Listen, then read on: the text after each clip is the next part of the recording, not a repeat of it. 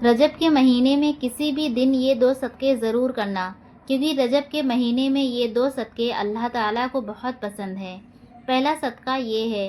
बिस्मिल्लाहिर्रहमानिर्रहीम। मोहतरम नाज़रीन, एक शख्स बहुत लाचार ज़िंदगी गुजार रहा था। कभी कारोबार में नुकसान तो कभी कर्ज़ का बोझ, कभी बीमारियों की यलगार। एक दिन रोता हुआ एक बुज़ुर्ग के पास जा पहुंचा। हज़रत, मैं क्या करूं? मेरी ज़िंदगी दुखों का घर बन चुकी है।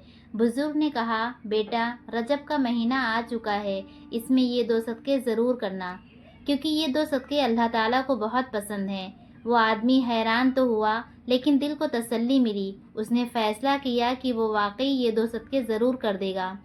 कुछ दिन गुजरे। एक रात वो गहरी नींद में था। अचानक उसने एक अजीबोगरीब ख्वाब देखा। उसने देखा कि उसके घर की छत पर कुछ नूरानी मखलूक खड़ी है।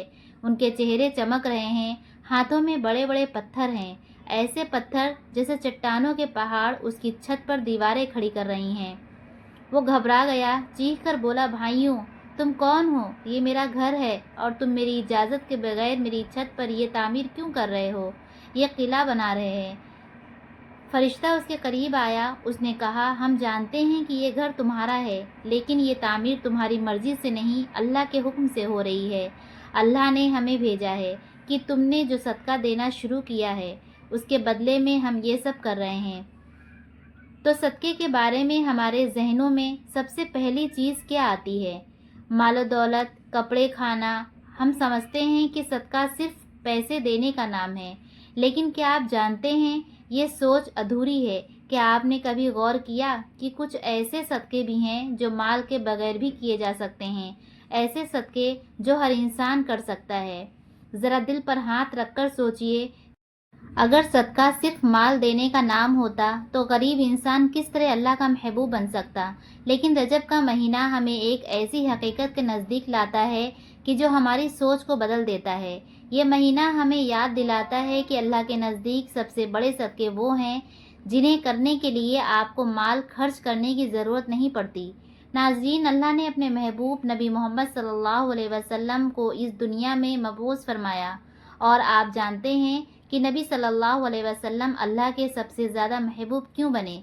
क्योंकि आपने अपनी पूरी ज़िंदगी में दो ऐसे सदक़े दिए जो न सिर्फ आपकी सुन्नत है, बल्कि अल्लाह ताला के सबसे पसंदीदा सदक़े भी हैं। लेकिन सवाल ये है कि वो दो सदक़े कौन से हैं? क्या आपने कभी चाहा कि आपकी दुआएं तेज़ी से कबूल हों, आपके दुख कम हो जाएं, आपकी ज़िंदगी सुकून से भर जाए? तो जान लीजिए, उसका राज उन्हीं दो सदक़ों में छुपा है, जो नबी सल्लल्लाहु अलैहि वसल्लम की सुन्नत भी है, उनकी आदत भी है, और अल्लाह के नज़दीक सबसे महबूब चीज़ भी है। ये दो सदक़े अगर आपने अपनी ज़िंदगी में शामिल कर लिए तो यकीन जानिए, आपकी दुनिया भी बदल जाएगी, आपकी कब्र भी नूर से भर जाएगी, और आप आखिरत में भी कामयाब हो जाएंगे। दुनिया में हर इंसान की एक ऐसी ख्वाहिश होती है कि उसकी ज़िंदगी खुशहाल हो, उसके घर में सुकून और रिज़्क़ में बरकत हो, और औलाद फरमाबरदार और नेक हो, बीमारियों से निजात मिले, कारोबार में तरक्की हो। याद रखिएगा, जब इंसान अपनी ज़िंदगी में सदका देना शामिल कर लेता है तो उसकी ज़िंदगी संवर जाती है, क्योंकि सदका वो कुंजी है जिससे कुफ्र टूटते हैं, रास्ते खुलते हैं, मुसीबतें टलती हैं और बरकतें नाजिल होती हैं। सदका सिर्फ रुपया पैसा देना नहीं, बल्कि ये अल्लाह की बारगाह में अपनी मोहब्बत और अपनी चाहत को पेश करना है। जो भी सदका करता है, अल्लाह उसके लिए ऐसी राहें खोल देता है जो इंसान के वहम व गुमान में भी नहीं होती। यही वजह है कि बुजुर्ग फरमाते हैं कि सदका मुसीबत को आने से पहले रोक देता है। नाजरीन, ख़ास तौर पर ये रजब के महीने में जब ये सदक़े किए जाएं तो अल्लाह की रहमत और भी बढ़कर बरसती है। ये सदक़े की ताकत है। लेकिन आज हम जो दो सदक़े आपको बताने जा रहे हैं, वो उससे भी बढ़कर हैं। उनके लिए ना पैसे की ज़रूरत है, ना माल की, ना जेब पर बोझ डालने की। ये वो सदक़े हैं जो अगर रजब के महीने में कर लिए जाएं तो अल्लाह ताला अपने ख़ास महबूब बंदों में शामिल कर लेते हैं, और यही वो सदक़े हैं जो नबी सल्लल्लाहु अलैहि वसल्लम की ज़िंदगी का मामूल थे। अब सवाल ये है कि वो कौन से दो सदक़े हैं? ये महीना सिर्फ तारीख़ का एक वाक़या नहीं, बल्कि पूरी इंसानियत के लिए रहमत, सुकून और खुशबुओं से भरपूर ख़जाना है। اگر آپ چاہتے ہیں کہ رجب کا مہینہ آپ کے لیے برکتوں کا ذریعہ بنے، رحمتوں کا خزانہ لے کر آئے، تو سب سے پہلا صدقہ یہی ہے کہ اپنے دل کو کشادہ کے دوسروں کو معاف کر دیجیے۔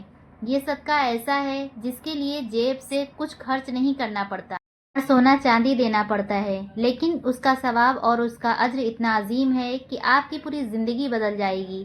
معاف کرنے والا انسان اللہ کا محبوب بندہ بن جاتا ہے۔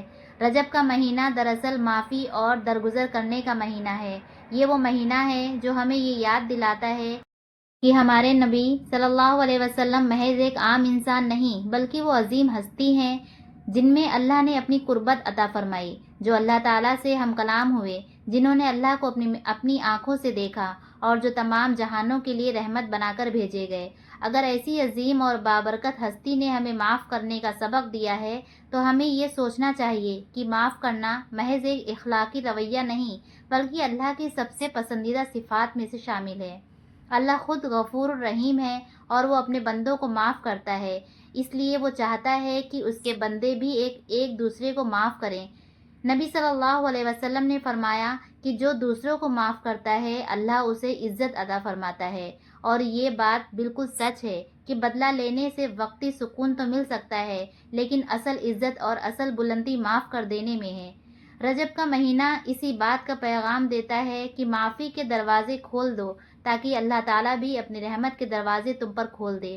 اگر آپ چاہتے ہیں کہ آپ کی دعائیں قبول ہوں، آپ کی زندگی سے پریشانیاں دور ہوں، آپ کے رزق میں برکت آئے اور آپ کے گناہ معاف ہو جائیں، تو دوسروں کو معاف کرنے کا صدقہ اپنی عادت بنا لیجئے۔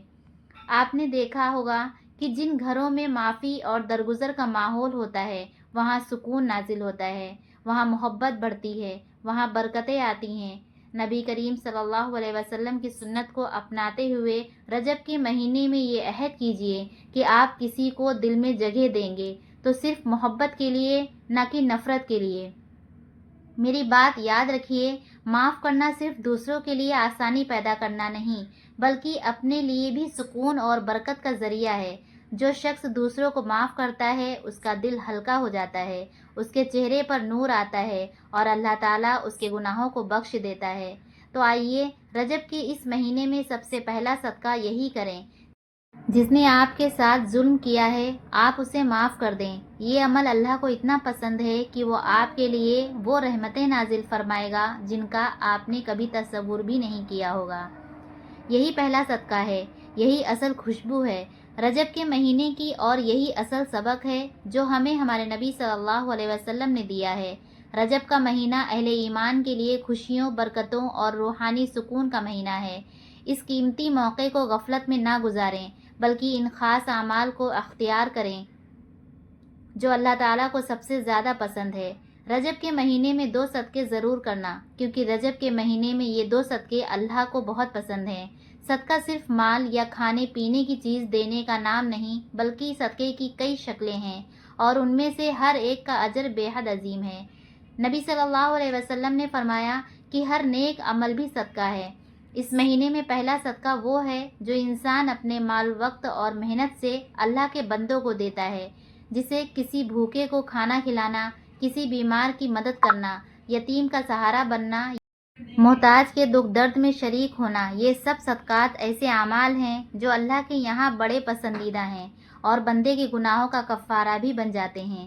رجب کے مہینے میں 2 صدقے ضرور کرنا، کیونکہ رجب کے مہینے میں یہ 2 صدقے اللہ کو بہت پسند ہیں۔ پہلا صدقہ بندوں کے ساتھ تعلق کا ہے، یعنی مال خیرات، اور دوسرا صدقہ ہے انسان کے اپنے نفس اور جذبات کے ساتھ تعلق کا، یعنی صبر کرنا۔ یہ دونوں صدقات اس لیے زیادہ اہم ہیں کیونکہ ایک کا تعلق ہماری ظاہری زندگی سے ہے اور دوسرے کا تعلق ہماری باطنی کیفیت سے ہے۔ اسی طرح یہ 2 اعمال انسان کی شخصیت کو مکمل کر دیتے ہیں۔ رجب میں صدقہ کرنے کی خاص اہمیت اس لیے بھی ہے کہ یہ مہینہ نبی صلی اللہ علیہ وسلم کی سیرت کو یاد کرنے اور اس پر عمل کرنے کا مہینہ ہے۔ نبی صلی اللہ علیہ وسلم نے اپنی پوری زندگی میں صدقہ خیرات کو کثرت سے اپنایا اور اپنی امت کو بھی بار بار اس کی ترغیب دی۔ آپ صلی اللہ علیہ وسلم کی ذات سراپا کرم اور سخاوت تھی۔ آپ کبھی بھی کسی سوالی کو خالی ہاتھ واپس نہ بھیجتے، اور اگر آپ کے پاس کچھ نہ ہوتا تو وعدہ کر لیتے اور بعد میں پورا کرتے۔ اس لیے جب ہم اس مہینے میں صدقہ کرتے ہیں تو دراصل ہم نبی صلی اللہ علیہ وسلم کی سنت کو زندہ کرتے ہیں، اور یہی عمل اللہ تعالیٰ کے قرب کا ذریعہ بن جاتا ہے۔ دوسرا صدقہ ہے صبر کرنا۔ یہ جملہ اپنے اندر ایک عظیم حقیقت رکھتا ہے کہ صبر کرنا بھی صدقہ ہے۔ عام طور پر ہم صدقے کو صرف مالی خیرات سمجھتے ہیں، لیکن حقیقت یہ ہے کہ صبر انسان کے جذبات اور دل کا صدقہ ہے۔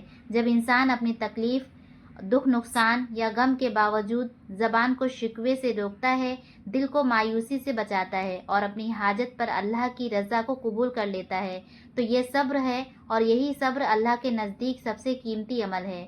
نبی صلی اللہ علیہ وسلم کی پوری حیات طیبہ صبر کی عظم مثالوں سے بھری ہوئی ہے۔ آپ نے بچپن ہی سے یتیمی کا صبر کیا، نوجوانی میں غربت کا صبر کیا، نبوت کے بعد اہل مکہ کے ظلم و ستم کا صبر کیا، طائف کی گلیوں میں پتھر کھانے کے باوجود صبر کیا، یہاں تک کہ اپنی اولاد کی دنیا سے جانے پر بھی صبر کیا۔ ہر موقع پر آپ صلی اللہ علیہ وسلم نے اپنے رب پر توکل کیا اور امت کو یہ سبق دیا کہ صبر ہی وہ عمل ہے جو انسان کو اللہ کے سب سے قریب لے جاتا ہے۔